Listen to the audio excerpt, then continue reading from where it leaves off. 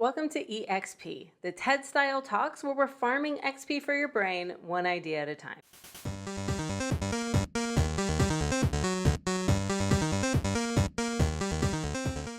I am Dr. Rachel Cohort, and today we're digging into the Psychgeist of pop culture, The Witcher, to explore what Geralt of Rivia can teach us about being both strong and soft. You're here, you're curious, let's earn some XP. What makes a man a hero? If we look at classic stories, in movies, in books, and in games, we see a very familiar script. The hero is strong, he's stoic, he's dominant. He solves problems with violence. Think James Bond, Don Draper. These men are cool, they're confident, and they're usually emotionally unavailable.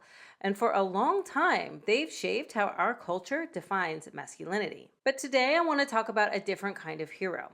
Someone who at first glance fits that traditional mold, but actually subverts it in profound and powerful ways. I'm talking about Geralt of Rivia, the White Wolf from the Witcher series. Geralt is a mutant monster hunter. He is sword-wielding, he's a gravel-voiced badass. But here's the twist. He's also one of the best examples we have of a character who quietly redefines what it means to be a man. But before we dive into Geralt, we must briefly talk about the term toxic masculinity, a term you may have heard before. Now, this term is not about demonizing men or masculinity itself, although that is a part of it. A recent piece by the New York Times had data showing that boys and young men in the United States are struggling across multiple dimensions: education, mental health, and transition into adulthood, while their female peers are advancing. The article suggests several factors contributing to these trends, including changes in education that favors girls, economic shifts from traditionally male occupations, and social messages about masculinity being toxic. However, toxic masculinity is more than that. It's also about reorganizing that certain expectations we place on men can be harmful, both to men themselves and society as a whole. Things like always being physically tough, never showing weakness, suppressing emotions, and maintaining dominance at all costs. These aren't biological traits of being a man. They're learned by family, friends, culture, and yes, by media. Research shows that these expectations can hurt men and those around them. Men adhering to these norms are less likely to seek help, they're more likely to experience depression, and they're more prone to violence. Not because they're inherently bad, but because they're trapped in a role that doesn't allow them to be full expressions of themselves. Enter Geralt of Rivia, a different kind of hero. On the surface, he's the ultimate alpha male. He's brooding, buff, dangerous. But if you look closer, you start to see something different, something refreshing. Let's start with toughness. Yeah, sure, Geralt is strong. He's got to dual wield those swords, but he's also vulnerable. After a brutal battle with the sorcerer Vilgefortz, he suffers lasting injuries, chronic pain, limits he can't ignore. And what's remarkable is the way that the narrative in the books treats this. Geralt isn't fixed by a magical cure, nor does he overcome his disabilities with sheer willpower and toughness. Instead, he adapts. He accepts help from others, and he acknowledges his limitations while continuing his journey. In a real world, aging, injury, and illness are all natural parts of life. But toxic masculinity teaches men that accepting these limitations is shameful. Geralt shows us a different path, one where strength includes adaptation and resilience, not just brute force. That's not weakness, that's resilience. And it's a powerful alternative to that idea of men just pushing through it or toughing it out. Next, let's talk about self-care. Not the Instagram type of self-care, but the deeper, more radical kind, staying true to your values. Geralt is constantly asked to take sides, choose the lesser evil. Over and over, he says, I will not choose. He navigates the world on his own terms. That, too, is a form of strength, moral strength and psychological strength.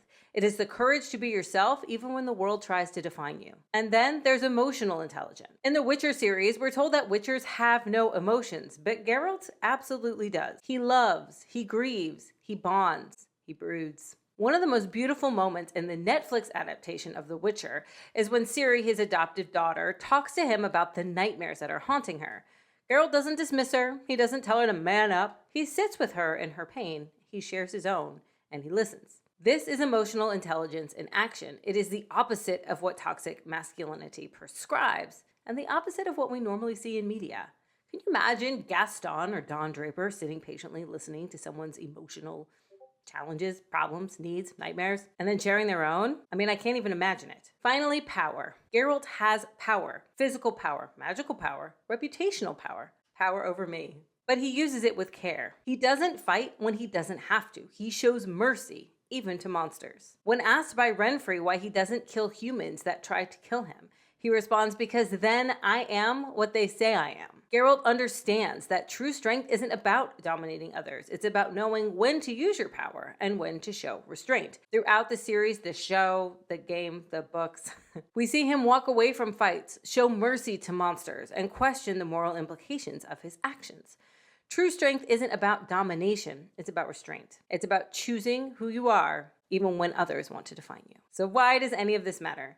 Because the stories that we tell shape the world that we live in. The stories that we tell shape our understanding of what it means to be human. And they have since the beginning of storytelling. When culture narrowly defines masculinity in terms of dominance, stoicism, and invulnerability, we are creating impossible standards. And when we tell stories like Geralt's alternative models of masculine strength, what a man can be, powerful and gentle, wounded and resilient, emotionally aware and deeply heroic, we create a space for real change. Geralt of Rivia teaches us that being strong doesn't mean being invulnerable. Being a leader doesn't mean dominating others, and being a man doesn't mean suppressing emotion. Sometimes it means listening to your adoptive daughter's nightmares. In the end, perhaps the most valuable lesson we can learn from Geralt is something he himself might say, that strength and power are independent concepts. Power can come from physical might, but strength, real strength, comes from knowing who you are and standing firm in your values. As we continue to reimagine what heroic masculinity can look like in our stories and in our lives,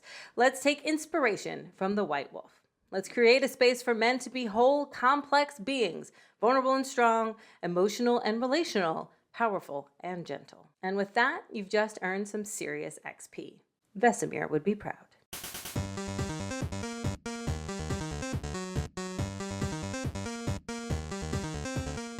If you like this EXP talk, you can read more in the Psychgeist of Pop Culture The Witcher, where we dive deeper into Geralt, Vesemir, Regis, and more. The best part? It's completely free to download. Grab your copy and keep farming that XP.